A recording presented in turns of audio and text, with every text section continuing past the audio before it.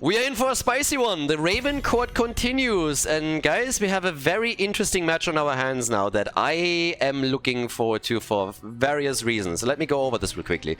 We got Team BananaH going up against Team Madara now. And Madara's team is one of the teams that surprised me the most when we casted the first games of them.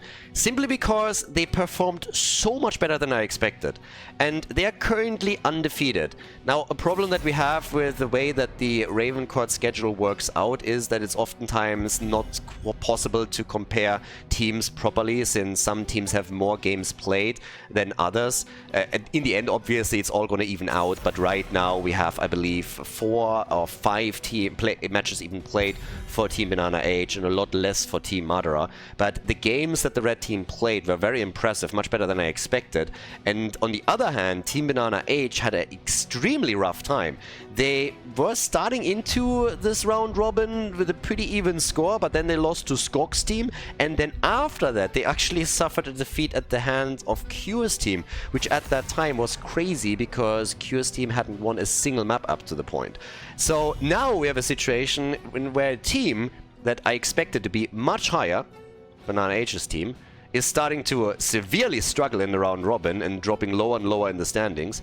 And at the same time, you have Team Madara, who had a spectacular start into the season, but now have to also prove that they're able to repeat those results.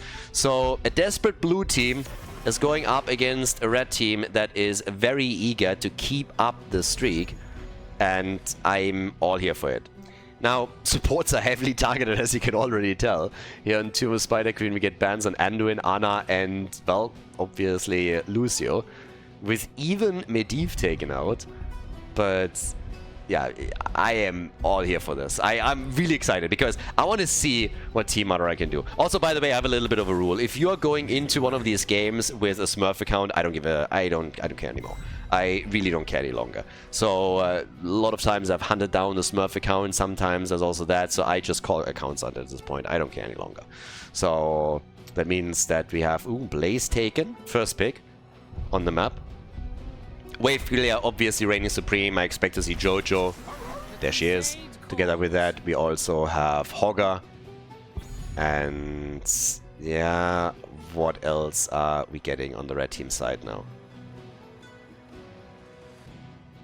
I mean, right now, you want to have some wave clear, and you also have to make a bit of a decision if you're looking to go straight in on the CC.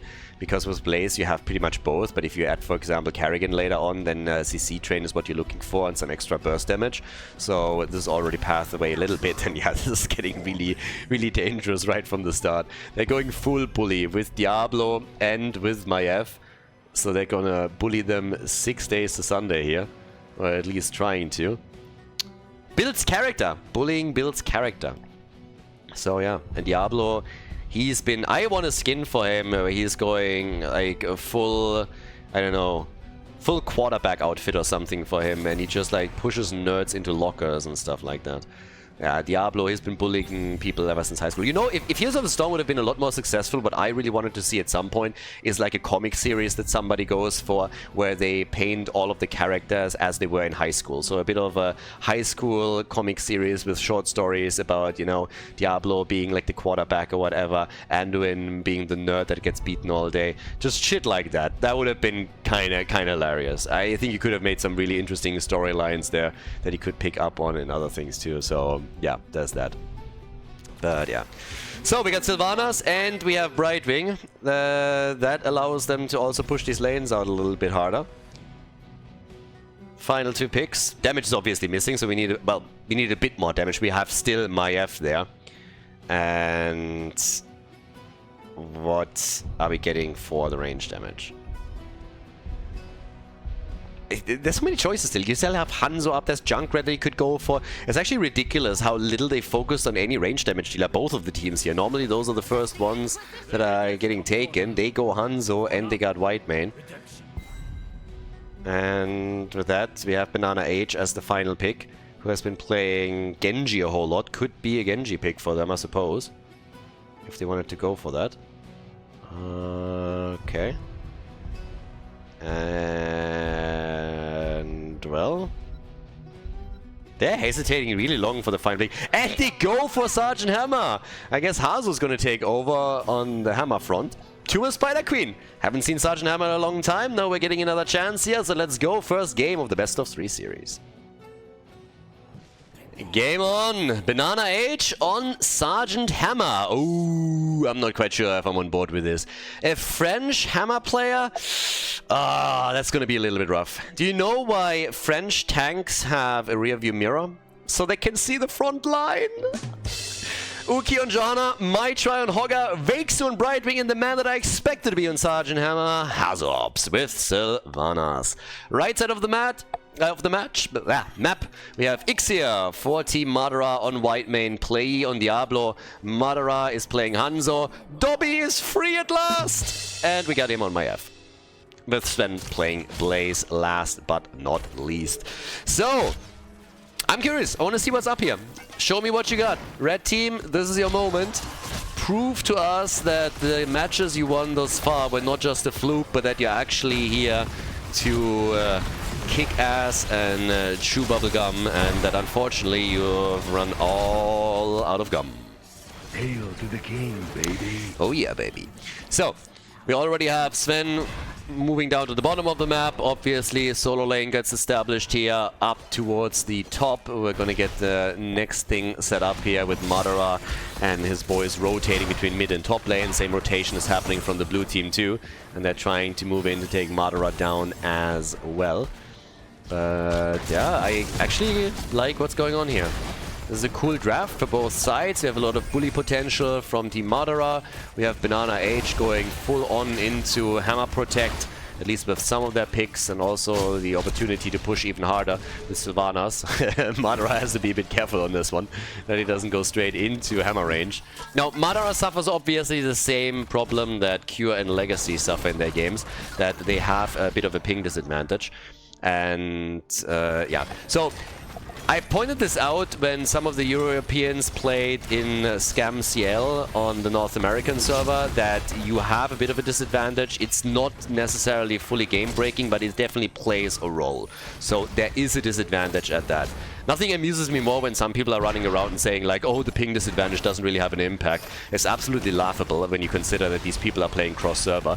Back in the days of HGC, the American players even bitched around when they had to play on a different American server than their own home server. Now these guys are playing cross-continental, and of course it plays a role. Now, maybe it does still allow them to play the game well enough, but when we're talking about playing Tracer, Zeratul, Genji or some others, it definitely has a bit of an impact that you have to adjust to. It doesn't mean that you are still not a good player and can have a big impact, but it's still worth highlighting. That's why I always did it with the Europeans playing on the US side, and that's why I always do it also with the Americans playing on the European server. So Madara, first of all, Legacy, Madara, Cure, awesome that they're playing here on the European server. Really appreciate that. There's not a lot of players on the NA server that are willing to do that. Cure was one of the very few that did it for quite some time, but now we have a few more also joining the fun over here and trying to join the competition. So there's that. But, well, we now have still not a single kill right now. And down to the bottom of the map, Hazu, he's going up against Sven. The camp went to the blue team. We have Play bullying Yuki a bit. And yeah, for the blue team, it's a little bit annoying. This is the second game that they're playing now in a row. They played just a few seconds ago against Team Cure, and I already talked in the draft about how that went. So they're just coming fresh from a loss, and they are not going to be happy with the situation as is. And here in their next series, in map 1, they are already trailing in gems that have been turned in. So it's 42 against 10, which is a pretty significant advantage now for Team Madara. And they should be able to get that first Web Weaver wave. So Sven is currently looking at 6 gems. Not enough to get them to turn in, but definitely enough to get them a little bit closer. Another jet propulsion being used. Diablo finds a target. Body block, okay. And can they take it down? Nah, Brightwing was there, saved the day. Blaze now with a turn in. He gets 6 turned in, which means they're short 2. So pretty much anybody at this point could get the turn in completed and help them to get the Web Weavers. Yeah, Dobby over here is already running around in search of a sock, I assume. Or a kill, one of the two. And there's another jet propulsion at the bottom. It's not going to really threaten Hogger or anything, but they're all just trying to get enough gems together for turn-in number 1. And there's, of course, gems aplenty, especially in the hands of the blue team now, since they haven't turned in a whole lot. But just assume that the red team gets the first turn-in. If they manage to pull that off, then they have also a chance to maybe even get a kill with that. And if they can deny a few gems to the blue team, that would be pretty nice. Another interrupt from BananaH. He's also eating some damage over here. You gotta be careful. Madara still moving around with his teammates, and at the bottom, Play was able to sneak in and gets this one done. So, Hazu, he's down. That's a few gems on the ground. Hogger might be going for some of them, but is not able to recover everything. So that's unfortunate. 1 kill, 2-0, and Web Weavers on the way. Let's go, boys. Top side, that's where we get BananaH totally destroying that wall, though. So he doesn't care about the Web Weavers, apparently. It's just like, yeah, whatever, that's just an oversized minion on the lane. I'm still going to take your wall down. And he did. Now that Sylvanas is back, I assume defending is not going to be that big of a deal for the blue team. They have actually a really insane team for defense when you think about it. Pushing into Sergeant Hammer is never really a good idea. Now you're dealing with Sylvanas too, so those Web Weavers are going to get dropped very, very quickly. But yeah. Dobby! Nope, he's alive. Alright, Dobby is still alive.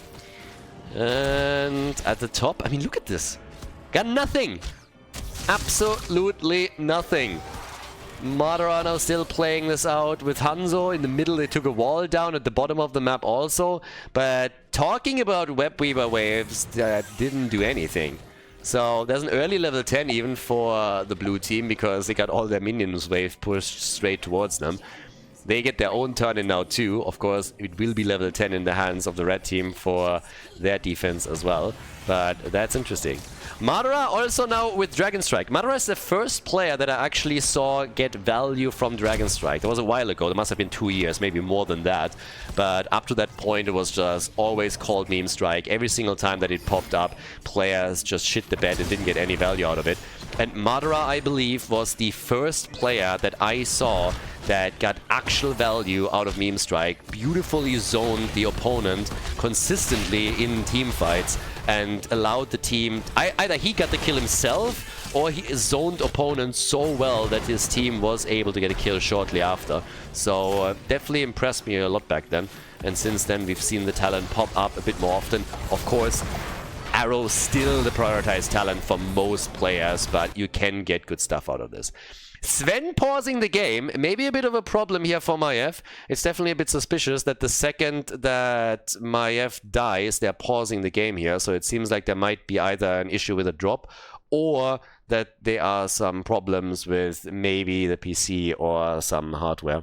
Some of the peripherals that they got there. Now, either way, we got a kill against a kill, and losing maiev in this situation is definitely not going to be... it's not a good sign. I think Madara's team is in real trouble here, because their own Web Weaver push didn't do a whole lot. Don't really blame them too much for it, because again, they're going up against Sergeant Hammer and Sylvanas, and that's a tough team to push into.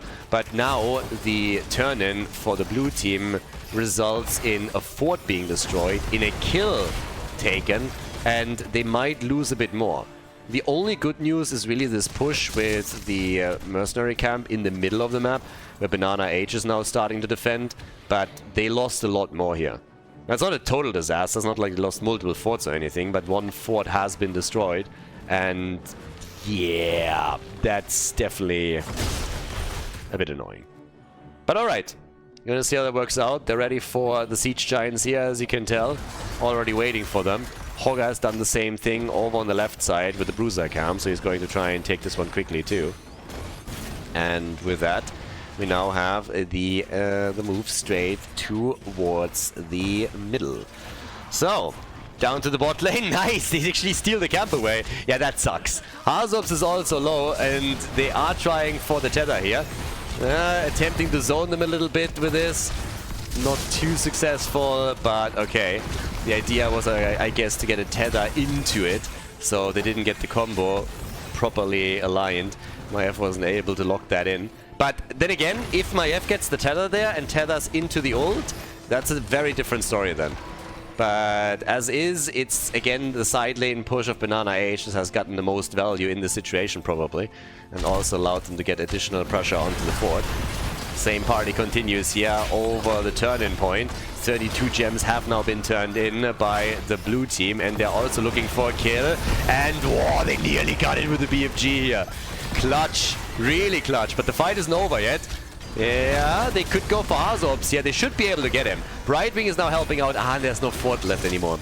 Yeah, that's of course a different story then, but my try is about to die, so they get a kill on Hogger. Everybody is so low, and Hanzo is finally able to get some hits in.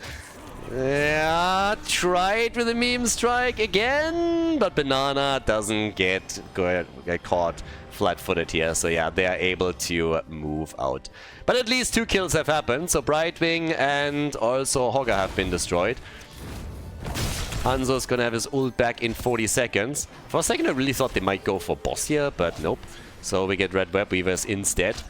And maybe a chance to now push one of those forts down with the second Web Weaver wave. They should be trying definitely do that. We have at the top still BananaH sitting tight immediately. Maiev gets a bit of damage in, but they're just trying to chunk her down. Oh, hello, BananaH. What? Team? Nope. What the hell was that? I mean, that was an honorable Sudoku move if I've ever seen one. He just stood there and said, alright, time to go for Suzuki. And just got murdered. So I have absolutely no idea what just happened to BananaH. He just pulled a Mitch McConnell. He literally just pulled a Mitch McConnell and had, like, just stood there. Doing nothing. Like, what? Take a look at this again. Like, what just happened? If he claims lag, I believe him. So all of a sudden there's a tether and Banana's just like, yeah, well, you know, I hate those gems. They kind of weigh me down anyways, so I don't like gems, so let's get just rid of all of them. So he dies and they lose 3 forts in the process. And the gems, they lose the gems and they lose the forts. How did Hogger just survive? Are you shitting me? Like, what kind of plays are we seeing right now? That's actually nasty. Hogger surviving there is big. Nice play from Play. I actually like this a lot, but it's absolutely crazy to me that nobody died in that choke point. That was ridiculous. Let's take another look at this. Look at the survivability here. That's just insane. Like, he should have died. He really should have died. The save from Brightwing was absolutely nuts. So 4 kills to 1, half-level lead. We still are fighting for turn-ins here. Blue team has obviously lost a lot of gems, but they got still plenty. Another meme strike. Madara just uses it to zone people. I mean, he literally just zones them away. He's like, get the hell away from that turn-in point. Just get out there. That turn-in spot is ours. And then they let Uki just turn in for free. He just walked up there, turned in, and they're like, nah, it's fine. Madara, by the way, is beasting the numbers here against Hazu. Nearly kill him in the process. 37,000 for him. They actually dropped Joanna, so as the Web Weavers touch ground for the blue team, they don't have a tank anymore. It's kind of crazy. So, yeah. 40,000 damage for Hanzo. Madara, top damage on the red team side. Sylvana's top damage for the blue team. BananaH and Sergeant Hammer is close though, but yeah, those Web Weavers, they're not going to do anything. They're going to be destroyed way before they're hitting any structure and have any value here. This is not going to be a good objective for them. Particularly, of course, with Jojo being killed this early. Yeah, he is just YOLOing this shit out. I mean, damn son, he's treating it literally like it's a normal ability. Cooldown's ready? Alright, let's go. So Madara is just zoning them away, buying his team time, just always forcing the opponent to move. And yeah, it's just a zoning ability for him. Once that he has the cooldown reduction, we're going to see this thing just being splattered across the screen every single time. So yeah, he's already at 25 seconds again, so expect another one any moment. White main with a harsh discipline and the lashing out. I mean, she could discipline me any day. Have you looked at that? Woo. So, yeah, for sure. 1 level lead now for Team Madara. The red team, they are inching away slowly and steadily from Team BananaH. Now they get another turn, and so the two teams are just trading the objective. This is the third one for the boys in red. And this one could hurt. If they can open... I mean, even opening the keep walls alone is already going to help for later pushes. But if you can, of course, get a keep here, even better. So...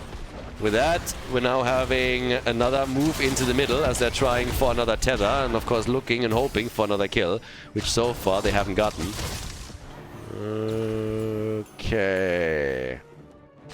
But top side, Dobby sitting tight over here, getting his wave pushed out. They're just making sure that every single web weaver is going to hit those walls as fast as possible, but they're focusing on the mid lane as they did previously. Again, I don't think they're really going to get a keep here unless they're somehow able to get some kills with a good tether from IF. Outside of that, I believe the walls will fall, but that's probably going to be it.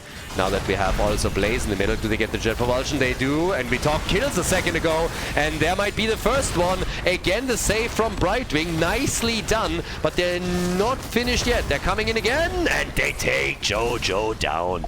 Jojo is dead, she's gone, but so are the web weavers. So the walls have mostly been destroyed. Yeah, the gate has been destroyed. Tower has been destroyed. So yeah, not the walls, but they got something. The 2-level advantage is more worrisome than anything else from the perspective of the blue team. And now with Jojo dead, they can of course also go for the top side boss, which is exactly what they're doing as is. So yeah. Level 20 with a boss push at the top. That might just be enough to get that. We saw that, Sven. Stunned by the boss. Oh yeah. So they get the siege giants at the bottom of the map. But now level 20 is in. And boy, oh boy, are we now gonna see meme strikes. Here's the cooldown reduction with the Dragon Awakens. Diablo not making a choice yet. Hellgate could be the weapon. But up at the top... I mean, he's gonna YOLO one out immediately upon arrival just to force them away from the boss. And there it is. Instantly. And absolutely, I mean, again, totally justified. Look how they section them off towards the top. They forced them to go towards the top, so they try to dodge out on this, and it results in Brightwing now dying, in Jojo dying. This is exactly the kind of value that I'm talking about. You don't need to get damage, you just need to zone them properly. You need to hurt them a bit, and that's exactly what he's doing. So 2 kills, boss goes for keep, keep is gone, and now there's a chance that they're gonna end the game here. There's actually a chance to end the game right here, right now, 16 minutes in. And I don't think anybody can seriously stop them. The 2 damage dealers are still alive, so they can take the boss down. But if they fully commit, there is a big opportunity to make this game end right now. Core has taken damage, and they're walking away from it. They're losing my F, they're dropping too low in hit points. They're just saying, alright, whatever. Madara likely to also hit another ult in the moment just to cover the retreat. They're still poking them. They did damage, but they're not able to do more than that. And they have done some in the middle, of course. So this one is on half HP. They want to make sure that they're getting this down at the bottom of the map. But yeah, here we go. So, 8 kills to 2. I think it's clutch. 88%, I think they could have done more there. They would have probably hoped for more. Losing my F is, of course, a problem. Buying a little bit more time would have been the dream. But as is, we're now looking at 63,000 damage for Hanzo, 71,000 for Sergeant Hammer. They're trying to turn in again, and they're going to have level 20 together with it. Ult is ready for Hanzo. Again, you can throw this out like it's nothing. Just trying to zone the other team. And they're going to do the same thing with the Web Weavers. It doesn't matter if it hits anybody. It's just force them away from the objective. Make sure that the opponent is forced to dodge, allows you more time, gives you a little bit more space. And yeah, they might just do it right here. So that's at the end of the day what they're going to try and do. But okay. With that, we're now looking at Web Weavers in the middle and the top that could still take forts down because they still have some. So already trying to zone them away a little bit, driving a bit of a wedge between the opponent's team, which hasn't really done a whole lot for them, but is getting the cooldown reduction very quickly here with those hits too. They are working the Web Weavers, top and middle at the same time. I guess 1-4, but maybe they can even save this one. Probably not. Not with Sylvanas and Sergeant Hammer focusing on the same one. But we have Diablo diving in again. Condemn is out, and there's the kill. Whitemane and Hanzo are both dead. This is the opportunity for the blue team. Team BananaH, this is their chance. This is their chance to do some real damage. You got Sylvanas, you got Sergeant Hammer. You can push this 6 days to Sunday. And Hanzo falling is a huge blow because he's the only real range damage dealer that would allow you to keep the opponent at bay. So very likely we're now going to get Keep destroyed. Yep. This is looking very, very good now for the blue team all of a sudden. That was such an important kill. Dropping Hanzo here while they're attacking is stellar. And they might even try to go for game. Or at least do more damage. They got Sergeant Hammer after all. Nice attack against Hazops and a really well-placed stun. But it only slows them down. 17 seconds for Hanzo. They could try and work that shield down, which is what they're doing. And if they can get a kill in the meantime, maybe against Maiev or against Diablo, that would of course be the dream. 6 seconds for Hanzo to be back, but just look how well they're playing this. They know that this is a huge opportunity. They zone them as best they can. Core at 68%. Here's the play. Catapults, by the way, on the left side of the map at the top. Immediately the ult, and they are forced back. Catapults here on the core. 3 on the core. 3 on the core, so they gotta head back now. They gotta head back, and they gotta head back quickly. Hazops is the one that is trying to retreat as quickly as he can, but the core will likely still take some damage, and some significant damage as that, as you can see here. And the rest of the team is being chased in the middle, and it's likely gonna result in a few kills. Sergeant Hammer in particular, yes, is targeted and dead. They're going for Brightwing now, who's still able to escape. The blue team's core is at 66% as we speak. Brightwing gets Hanzo'd, and that is likely the end of the game. I have no idea why they're wasting time here with the camp. I guess they're already here. Doesn't really matter too much anymore. So yeah, new ult is out. Zone them away from the keep.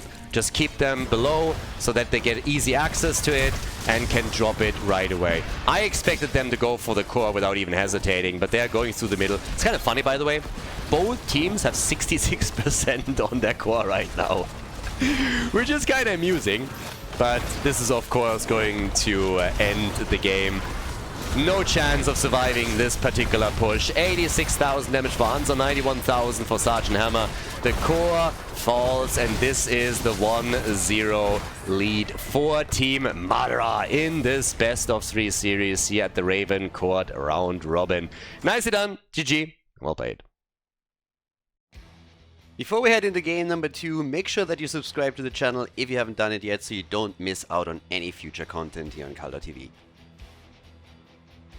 Battlefield of Eternity, map number 2. The lead goes to Team Madara, but it was a lot closer than expected. So Team BananaH, they fought and they fought hard. Can they win? Can they win not only Battlefield of Eternity, but now take 2 in a row? That's of course the first question. Again, Ana is banned against Ixia. It's kind of funny to me that Banana is banning Ana, because usually they're banning Ana against Banana because Banana's Ana is pretty bananas. But now that Ixia is playing Ana too, Banana is looking at and saying like, you know, my Ana is pretty bananas, but your Ana is more bananas than my Ana. That's why I ban Ana against Ixia instead of Banana. So kind of what's going on there. And I appreciate that because that shows the respect that Banana has for Ixia's Ana. But yeah, so Uther gets also banned. They already started to go heavily into the support bans on draft number 1, but now they're doing the same thing here. But I'm curious how the draft works out, because they are looking at very different ban patterns that we have in most other games. So we are getting access to a lot more heroes that you'd normally see banned. When we're talking about damage dealers on Battlefield of Eternity against the Immortal, we can still get Jimmy. We have Greymane as an option. You can play Vala, obviously. Li Ming is still up. And there's a lot that they could do with that now. And I'm kind of looking forward to it, because they're continuing to just ban non-damage dealers. So there's tons of stuff still up here that they could go for. Kind of intrigued.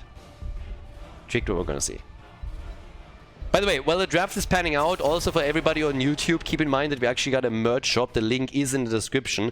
We've added some stuff there, so you can check that out and have a look. And also, one of the things that I wanted to ask just in general, if you have any ideas of other themes and motives that you would like to see in the merch shop, let us know, and we might be able to do something there.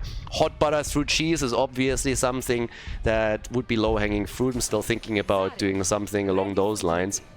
But it's a little bit tricky to make something there that actually looks pretty cool. But if you guys are interested in anything else and you have some ideas, feel free to post them into the comments. More than appreciated.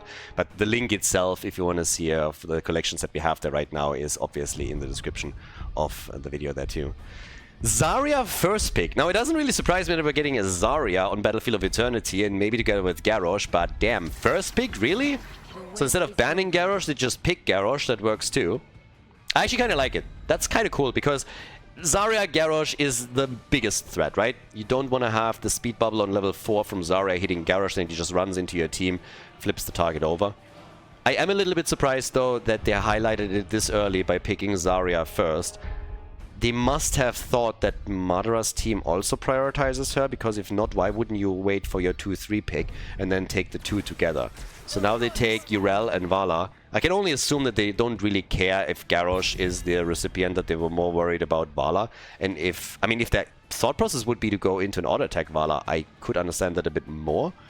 But I assume that on Battlefield of Eternity, they will go into an arrow build. Now, don't get me wrong, we have seen auto attack style Vala on Battlefield, so you can still do that. But we'll see. Now, either way, Zarya can have a big impact here. Also, Anduin gets now banned. Damn. Look at these bans. Ana, Uther, Lucio, Anduin. The two supports that we had on the last map are also gone. So they're targeting that role like crazy. It's honestly insane. And obviously, Team Madara is now going to pick their own support. Now, we have plenty to go around. Don't get me wrong.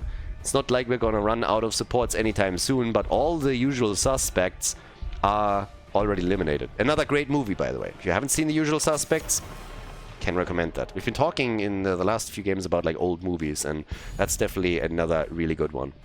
With movies these days being generally pretty shit. Few exceptions. Yeah. Brings me back, by the way, to one exception. If you haven't watched Top Gun Maverick, watch it. If you like the old Top Gun, watch Top Gun Maverick. When I heard it announced that they are making a sequel, I was so pissed. I was like, don't ruin my childhood. I really hate this crap where they're just doing a sequel to a movie to home in on the success of the original, and then they just ruin it. But Top Gun Maverick, as far as sequels go, is fantastic. I was really blown away. Tom Cruise, you can be mad at the guy for a lot of stuff, I suppose, but when it comes as his qualities as an actor and the quality that he brings with the movies that he performs in and he directs, absolutely incredible. It was an homage to the original, and it was incredibly nice. If you haven't watched it yet, make sure to check it out. Malfurion Samuro, particular Samuro pick is of course now interesting, and we get Deathwing and Deckard Cain. We're getting quite a lot of stuff here, so seems like Deathwing, I mean normally we've seen Nick play him a bit in a main tank position too, so this is looking really good here. I like that. The draft is super fun. We now have Mephisto, Cassia. We got Deathwing on the other side to... Yeah, Deathwing is indeed the main tank, so Uki took over. And Hazo's now playing Yrel. BananaH on Zarya. Guys, we got a sexy draft here. Battlefield of Eternity, map number 2. Let's see if the blue team can bring it back, or if Team Madara takes it with a 2-0 victory. On the left, in blue, BananaH on Zarya, Maitrai on Vala, we got Vexu on Deckard Cain, Hazobs on Yrel, and Uki is playing Deathwing. Towards the right, it is in red, Team Madara, with the man himself on Mephisto, Ixia on Malfurion, Sven on Samuro, play on Garrosh, and Dobby is playing Cassia. Okay, here's a bit of a moment of truth. I believe the red team has not lost a map yet. This might be one of those where they could suffer defeat at the hands of their opponents now, but maybe they're just walking away with another flawless victory. Time will tell. So, at this point, attacks are already going on down at the bottom of the map. The usual 4-1, and okay, they got attacked very, very early. BananaH found himself in a pickle for a second there, but he's still fine. So Zarya moves out, Vala goes for an arrow build, so nothing insane. But, well, this could be the first blood, and indeed it is! So we got a trade in kills, Mephisto is down, and the old man is also gone. Yeah, Deckard Cain going down faster than Joe Biden walking a pair of stairs. So, yeah. Flight of stairs there. So, Way of Illusion is in. By the way, for people that are getting pissed at these comments, I'm making fun of Trump all the time. So if you can't stand it that I make fun of the opposition there as well, then you're definitely in the wrong spot there. Just as a little bit of side note. If you laugh about the jokes on one side, you gotta take the ones on the other side as well. Kill against kill. And with that, we're now going for stacks on Thunderstroke for Cassia, and she's already sitting at 12, so that's a pretty good start into the game. If they can keep that pace up, then Zarya is going to rip them a new one as the game continues. And we have them go for Urel there for just a second, so they just abandoned the camp down here. One kill against one, only 3 stacks for Vala, so a girl has to do a bit more work if she wants to have success later. Good flip, and the kill! Yep. Off we go. Zarya is gone, and Mai Try is vaulting out of harm's way. Picked up another stack in the process, but yep, there he is. Top side. This is I really want to see what Sven can do with Samura as the game continues, because he is going to be a pain in the butt for sure. And he's also going to try and sneak in and harass that backline a bit, particularly Vala, I would assume. So, yeah. As is, we have 18... Like, Cassia is doing exceptionally well. So, if Chia, aka Dobby, can do some work and continue that, then that late game might get real dangerous. Normally, when you're playing on this map, you don't really get that much of an opportunity. I mean, yes, you're sitting at the bot lane, it's a 4v4, so if there's a lot of skirmishing going on, then stacking isn't really that big of a deal. But most of the hits should come through once that the objective is being fought over. So, there's that. I'm kind of curious where he's going to end up, because that is, particularly for Battlefield of Eternity, a good start. Now again, Shando's Clarity is in, we got the Static Barrier, and also the Furious Spark. Probably highlight that a little bit, because these days, most of the time, we're getting a Skull Missile build. I was going a little bit more old school, quite oh, nice! Nice! Nice move! That was textbook, love it! Absolutely fantastic. That was a very nice zoning play by Deckard Cain, and they got 1 kill out of it, but they forced others back. So yeah, taking a look at it, that route was just glorious. Or not the route, but yeah, the lockdown there. That's so well done. So they get the kill, controlling the choke point perfectly. Now it's 2 kills to 2. Slightly leading experience even for the blue team, but the objective, of course, isn't won that easily. Uki still with the barbecue plays here as he comes in for the breath of fire. Yeah, they are starting to burn that Immortal down. Blue team has a lot of sustain thanks to Zarya too. So, yep, another quick hit. And a few more stacks also for Cassia, but they're losing ground. They're losing ground on the Immortal, and it is becoming troublesome. There's also Vala, of course, with the 12 stacks, and she doesn't have level 7 yet. But as the game continues, she's going to have a much easier time burning that Immortal down, so that's a problem. Immortal is won, as expected, by the blue team. I guess eventually we're going into team fights more so than anything else from the perspective of Team Madara. Yeah, nice move against Urel, but she's obviously not going to get killed that easily. Nice follow-up here with the root again, and they're getting a kill on Malfurion. I gotta say, they are playing this exceptionally well with Deckard Cain, and they're getting 2 kills. Vala gets murdered, so Vala might save the day for them, killing her, because the problem that they're facing... Oh my god, dude. No! Garrosh saving Cassia, but this is starting to get extremely nasty. I mean, losing multiple heroes while you have an Immortal pushing for your opponent is already pretty tough to begin with, but then also the way that these heroes are being killed just showcases how the synergy on the blue team is spectacular right now. And I gotta give some credit here to Vexu. He's been playing so well for this team. It's not only his performance on Deckard Cain here right now, but if you just think a bit about previous games, where they might sometimes even have lost, but some of the plays that he pulls off are just incredible. We have 40 stacks for Cassia, which is usually a number that you are happy getting at the 8-minute mark. He already has it 5.5 minutes in, but it doesn't change the fact that they are a bit behind in the experience and also lost the top fort now. So that's a problem.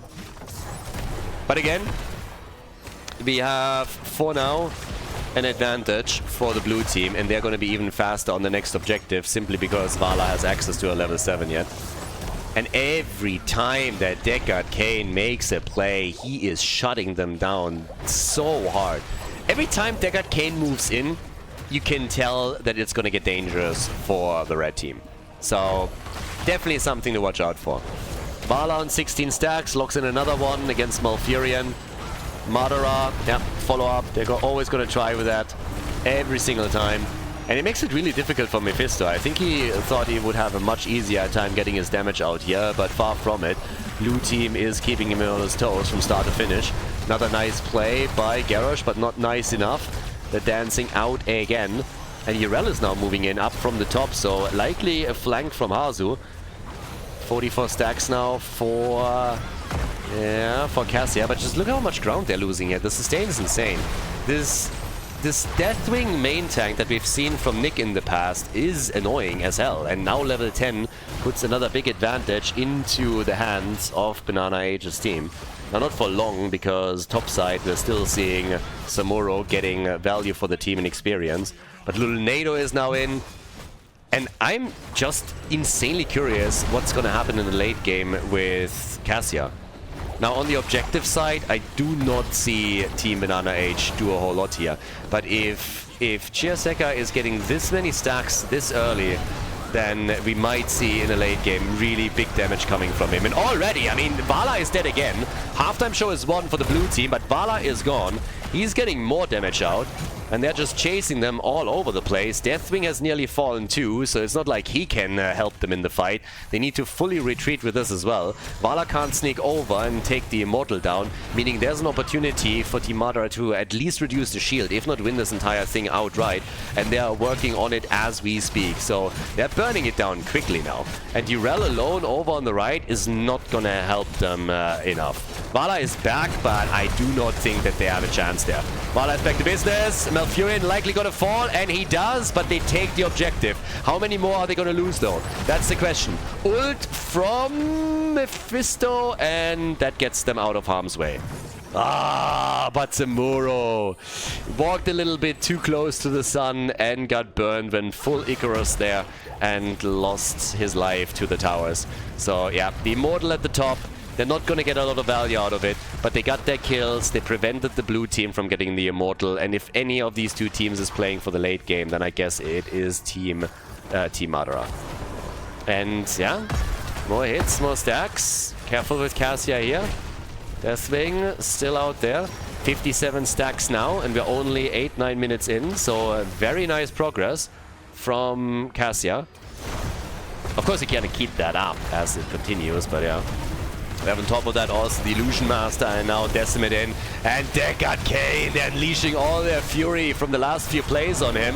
We still have a problem for Garrosh on our hands, and even the ult of Malfurion cannot help him. But since they took the support out, they might have the sustain to siege up on this a bit more. Especially since Hazops is now also moving back here. 58 stacks now for Cassia. 27 for Vala, so she's also getting much better numbers now. 32,000 damage for Cassia. Kind of as expected, honestly. And at the top, oh, Vala gets killed again. Damn, Vala is now being killed 3 times, so I guess it's good news that they didn't go for auto attack. But look at Samuro. Samuro is absolutely murdering this at the top, and this is something that I talked about earlier. He is just such a nuisance when he gets on any kind of side lane and is uncontested there. So as the game continues, he could be a problem for their structures. Now, with that, we have a chance to take the bot camp from them. It's gonna be an interesting game, to say the least. I mean, now both teams on level 13. There's still a bit of a lead for the blue team in experience, but it's definitely something that's manageable. And Samuro is still at it, still dealing with Hazops here at the top. Sven, obviously a preference pick for him too. On the right side, another camp about to be taken, so they're coming here to claim this with the next objective. I mean, again, standard procedure, obviously. You want to get your shaman camps onto the lanes just as the objective spawns, forces the attention of the opponent away from the objective itself, allows you maybe an opportunity to get some damage in. And they're already working on this. Now, of course, we have a problem for the red team in the sense that they have to make sure that Vala doesn't get access to the red team's Immortal, or a couple of arrows will chunk it down insanely quickly. 28 stacks and level 7 will make short work of that Immortal. So yeah, gotta be careful. They themselves can still rely on also Samuro and using his pseudo-global there to roam the map a little bit, defend the bot lane, for example, and then move back in to help them out here. But it's also presenting another opportunity for Cassia to get stacks together, and we talked about how important that's going to be here. Yeah, another attack, sitting at 68 now, so it's looking really good. 69, nice. That's going to be good damage in the late game, for sure. He's going to work on that. Oh, Garrosh comes in, still alive. And here comes Deathwing. But the older Malfurion is already out. And that fight is by no means over. Big damage being chunked out here. And the team that is in the lead on the objective is definitely the red team now. So they are taking more and more control over the space on the left side of this. And they go for Vala again, who has nearly been killed here. Cassia jumped in deep. They win the halftime show, but they gotta be careful that Garrosh doesn't get murdered. Hazops is coming in and gets immediately grabbed by Garrosh, so they try the kill on Nurel. Can't get her, but they're in a perfect position to put even more damage onto the Immortal. 73 stacks now already for Cassia, and Team Madara is looking good again. But Cassia getting focused and is able to escape. They gotta reset that fight. They gotta reset this a little bit, and I guess they're gonna lose Mephisto. Mephisto is gone. He's out. The lead in experience, by the way, still in the hands of BananaH's team. So this is impressive. They are still able to keep that experience lead.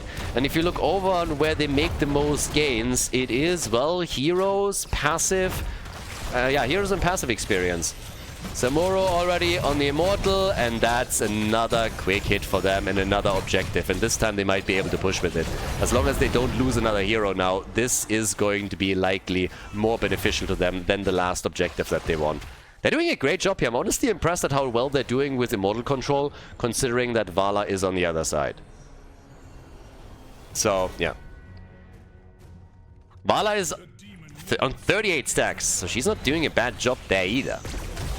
75 for Cassia. And now both teams working on level 16 talents. The top fort is obviously a goner, no chance to save that. Question is how much more can they get? Samuro, I don't really even know why he would move towards the top. He is going to go for that bottom fort and try and make it a double, I would guess.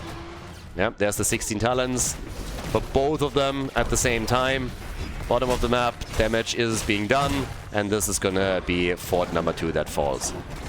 Oh, nice hit with the ult. Nothing that they can follow up on, but still well done.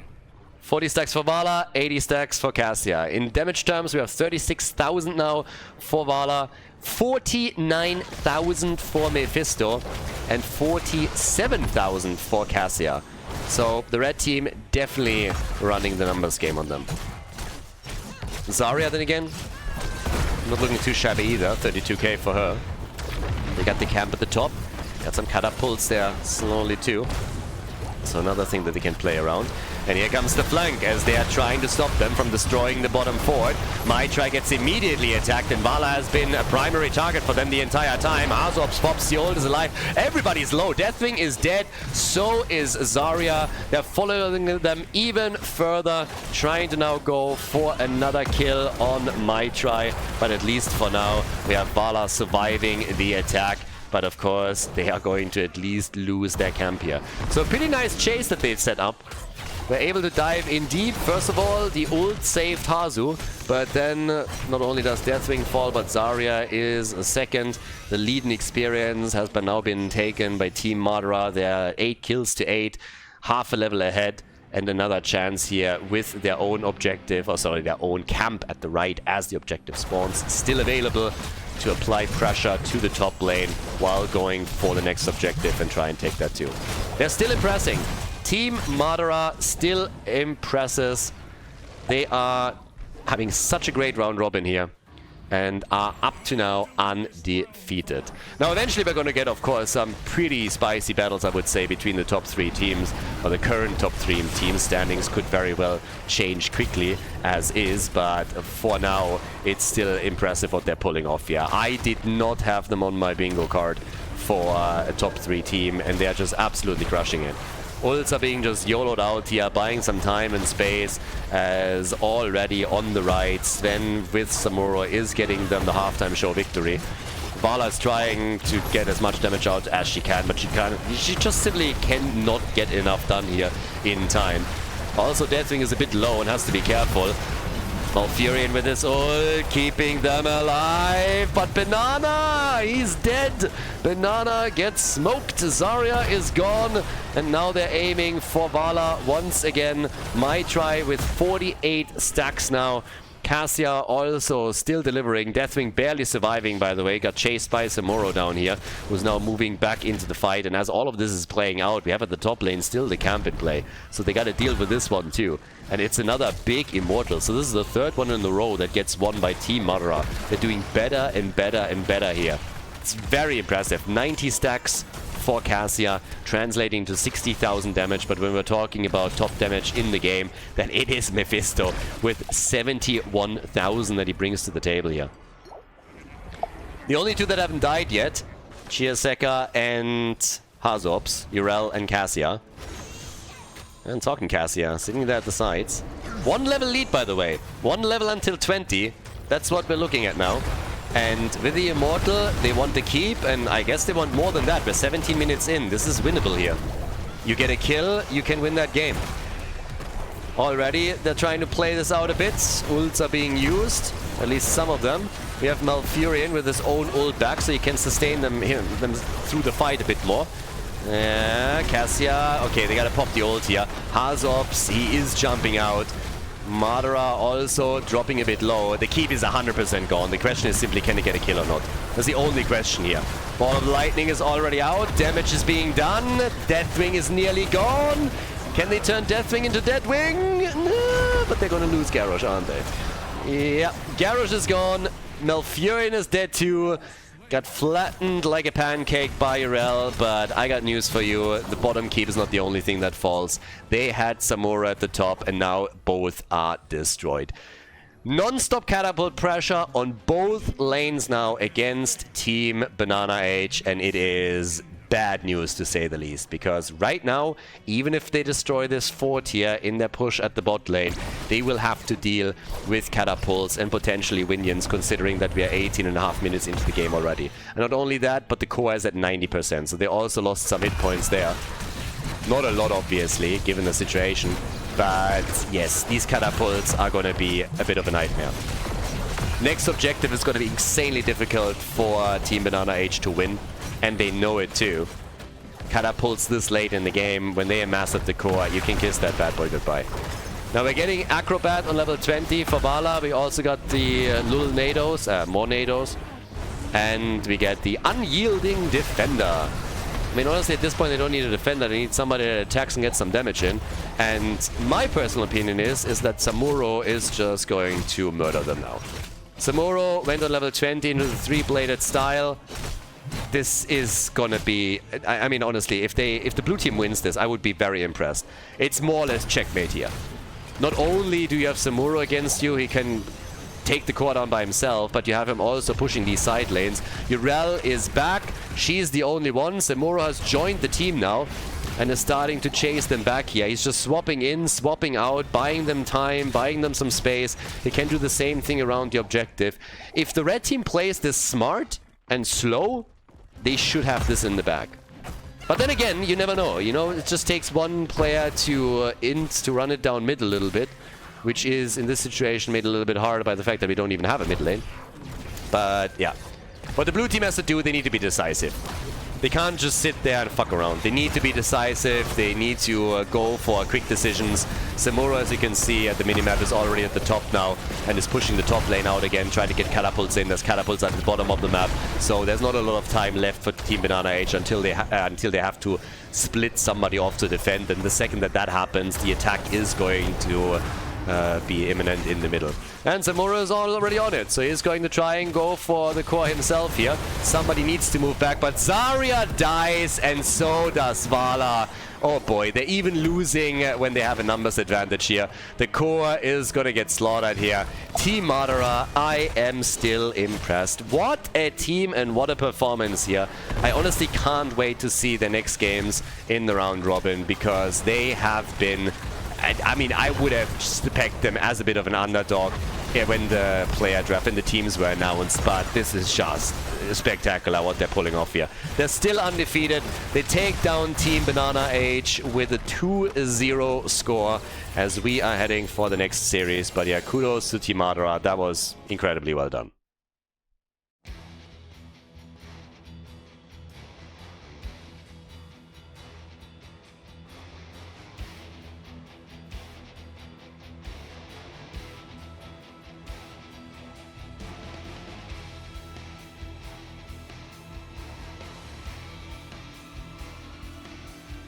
Thank you everybody for watching the video today. I hope that you enjoyed the show and the commentary.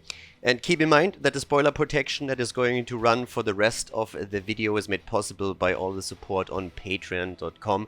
So guys, if you want to support my work, if you want to help me start new projects and keep the spoiler protection in place, please consider heading over to patreon.com/Khaldor. There's also a link in the YouTube description, and check that out.